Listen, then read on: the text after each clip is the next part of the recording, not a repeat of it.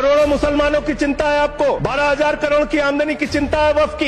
एक अपने दोस्त को पकड़ के लाइए, नीरव मोदी को 20,000 करोड़ वसूलिए, 12,000 करोड़ वक्फ को दीजिए, 8,000 करोड़ अपने पास रखिए। ये सरकार कह रही है कि ये कानून हम मुसलमानों के भले के लिए आ रहे हैं। जब मैं आपसे सुनता हूं तो मुझे लगता है कपिल शर्मा कॉमेडी सर्कस में बोल रहा है। आप मुसलमानों का भला कर रहे हैं, आप मुसलमानों का भला कर रहे हैं। दोनों सदन में एक भी सदस्य, दोनों सदन में सिर्फ एक सदस्य गुलाम अली को छोड़ के एक भी सदस्य आपका मुसलमान नहीं है। पूरी सरकार में एक मंत्री आपका मुसलमान नहीं है। आप मुसलमानों का भला कर रहे हैं।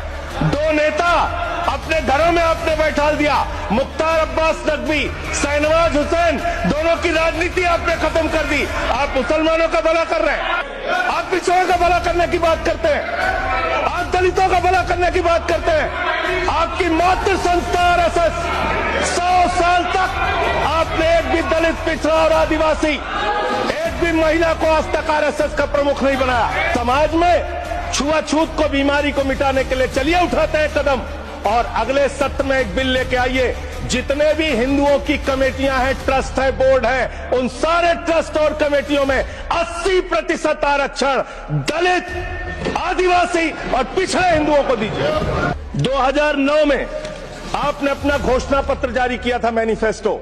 ये मैनिफेस्टो आपका लेके आया हूं, ये तो आपका डॉक्यूमेंट है, मेरे घर नहीं बना। इस मैनिफेस्टो में लिखा है इन्होंने कि 2009 के मैनिफेस्टो में लिखा है कि वक्फ की जमीनों पर जो अवैध कब्जे हुए हैं, KR रहमान की कमेटी की रिपोर्ट के हिसाब से हम मुस्लिम धर्म गुरुओं के साथ बातचीत करके उसको खाली कराने का काम करेंगे। कितना दोहरा चरित्र है आपका। आपने कहा वक्फ की जमीनों को खाली कराने का काम करेंगे जिसपे कोई और कब्जा कर रखा है। 2020 में मान्यवर इस भारत की सरकार ने, मोदी जी की सरकार ने शपथ पत्र दिया सुप्रीम कोर्ट में। से क्या लिखा हुआ है? 99% वक्फ की संपत्तियां डिजिटाइज हो चुकी हैं।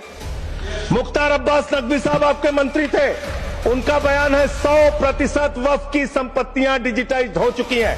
तो जब आप सारी संपत्तियां डिजिटाइज कर चुके हैं, सब कुछ ऑनलाइन कर चुके हैं वामसी पोर्टल में, सारे कागजात जांच चुके हैं, तो क्या आप फसाद कराने के लिए फिर से कागज मांग रहे हैं? फसाद कराने के लिए आप फसाद कराने के लिए कागज मांग रहे हैं। आप फसाद कराने वाले हिंदू हैं, हम सौहार्द फैलाने वाले हिंदू हैं। यह बुनियादी फर्क है।